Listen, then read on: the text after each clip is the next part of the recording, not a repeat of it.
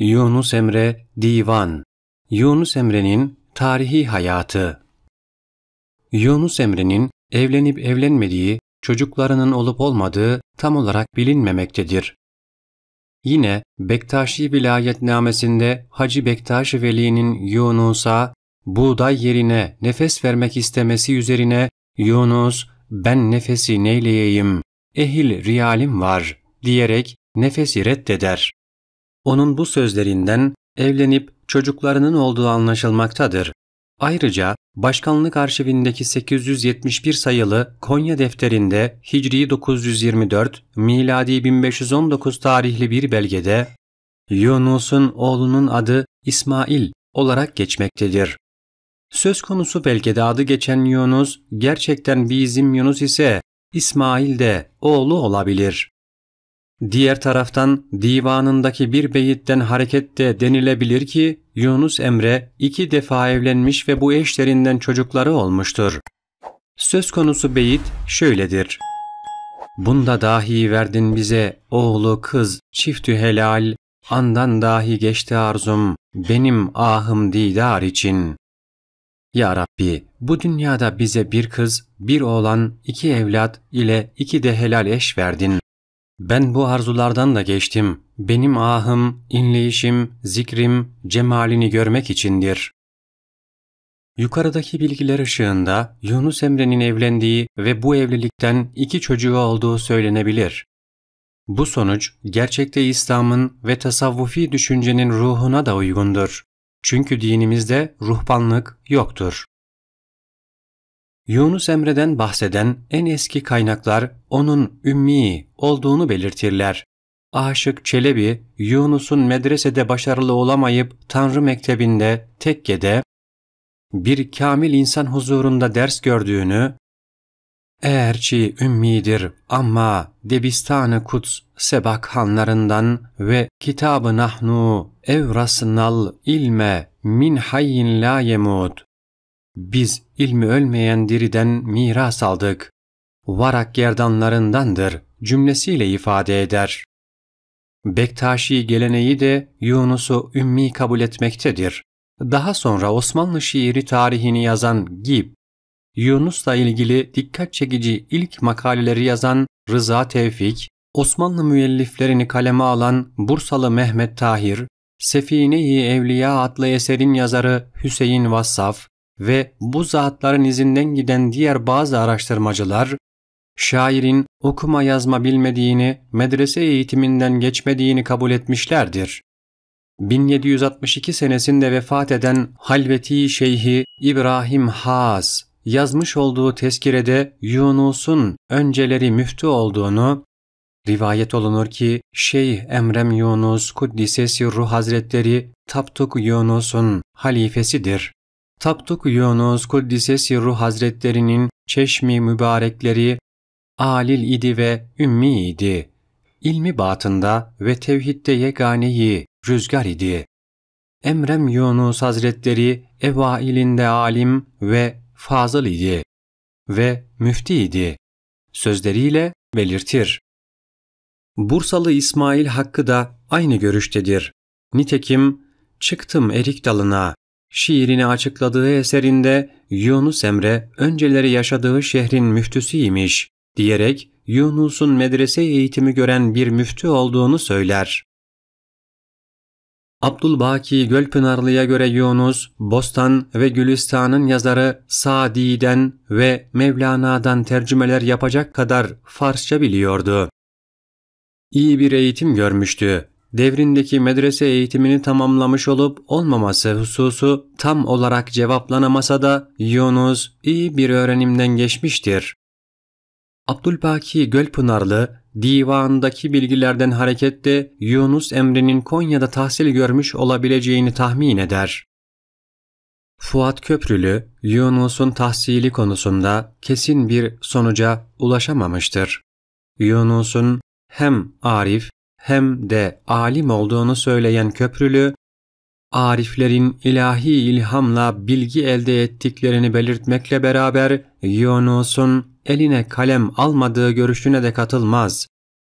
Ona göre ümmi, okuma yazması olmayan bir derviş ufak nefesler ve ilahiler yazsa bile Yunus divanının başındaki hemen hemen 500 beyti aşan uzun bir mesnevi parçasını mümkün değil yazamazdı. Lakin onun huruf-u hecayı telaffuz edememesi iddiası nasıl bir ifrat eseri ise bu saf dervişi tam manasıyla okumuş, medrese görmüş bir adam saymak da bir tefrit eseridir.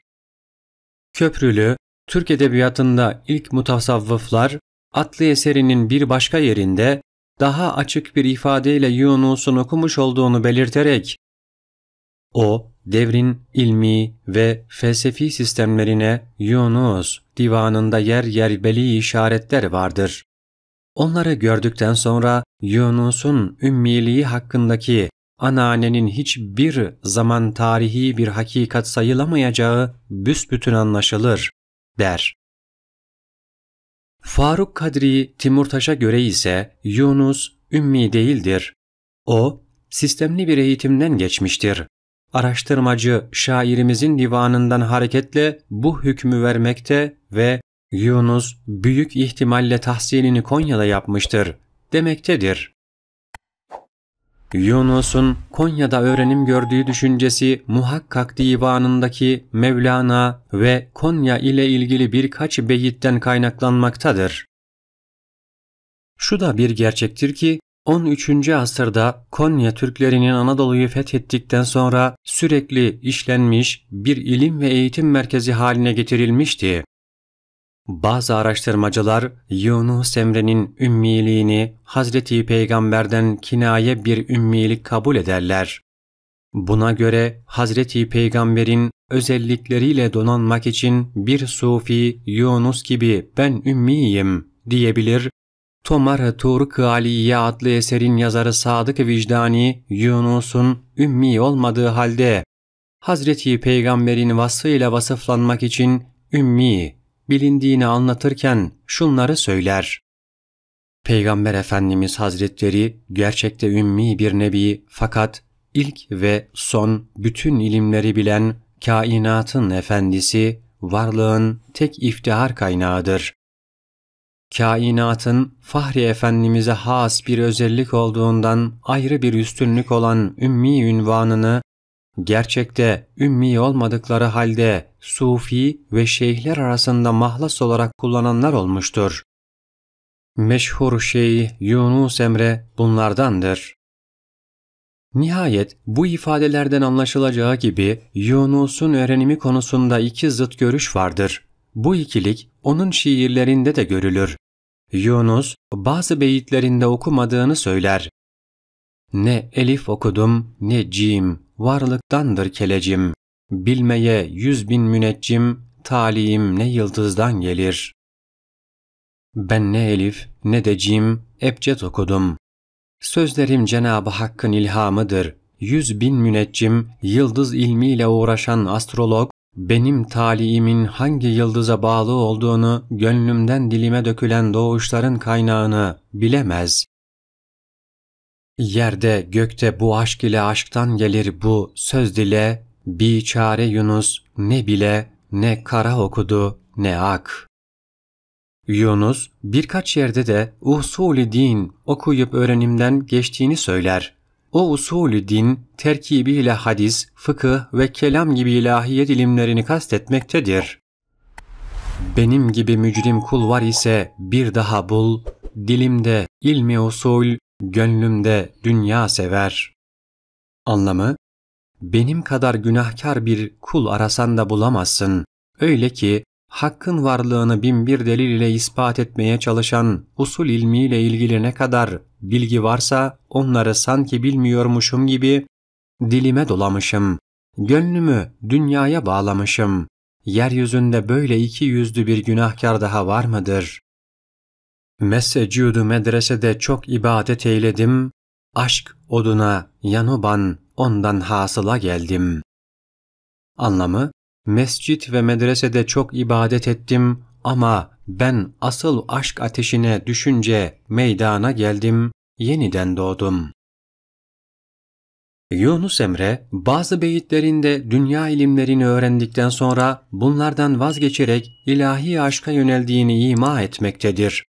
Bu tür beyitlerden çıkarabileceğimiz sonuç şudur. Şairimize göre ilmi yüzünden okumakla hiçbir şey öğrenilmez. Gönül gözünü açmak gerekir. İlim öğrenmekten gaye ilahi ilimdir. İlim, insanın kendini ve Rabbini bilmesinden ibarettir.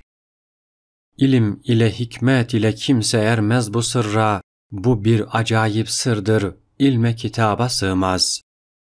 Anlamı, İlim tahsil etmekle, felsefe okumakla bu sırra kimse eremez.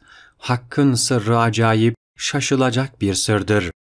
İlme ve kitaba sığacak bir şey değildir. Zahiri bilgilerle ve kitap okuyarak bu sır elde edilemez. Okumakıl ilmin yüzün ilmi, amel eyle güzin, aç gönülden batın, gözün aşık, maşuk haline bak. Anlamı, İlmi sadece yüzünden okuma, Allah katında en makbul olan ilimle, hakikat ilmiyle uğraş. Gönül gözünü aç da sevenle sevilenin halini anla. İlim okumak bilmeklik kendi özünü bilmektir. Pes kendi özün bilmezsen bir hayvandan betersin. Anlamı, ilim öğretmekten maksat kendini bilmektir. Sen kendini bilmezsen bir hayvandan betersin. İlim ilim bilmektir, ilim kendin bilmektir. Sen kendini bilmezsin, ya niçe okumaktır? Anlamı, ilim bilinmesi gereken gerçek bilgiyi, hak ve hakikati bilmektir. Bilmek ise kendini, nefsini bilmektir. Sen kendini bilmezsen bu okudukların ne işe yarar ki?